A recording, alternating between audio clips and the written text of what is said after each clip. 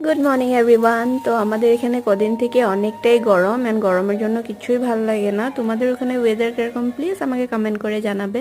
And এখানে দেখো কয়েকটা ফুল গাছ নিয়ে এসেছে, এসব বাবা পরে লাগিয়ে দিবে। অ্যান্ড আমি এসেছি ছাদে, কয়েকটা পুদিনা পাতা তুলে নিচ্ছি কজ মা বলছিল আম পান্না বানাবে। অ্যান্ড ছাদে এসেছি যখন কয়েকটা ফুল গাছও তোমাদের সাথে শেয়ার করে নিচ্ছি। দেখো কি সুন্দর সুন্দর ফুল ফুটেছে। এই বাগানটা দেখতেও খুব সুন্দর লাগছিল অ্যান্ড এই হোয়াইট কালার ফুলটাও খুব সুন্দর লাগছে। তারপর দেখো ভেন্ডিও শুধু দুটোই গাছ, দুটো গাছের মধ্যেই ভেন্ডি হয়েছে। তারপর লেবু গাছও আছে, লেবু গাছে লেবু অনেকটাই হয়েছে, বাট এখন খেতে পারবো না, কদিন পরেই খেতে পারবো।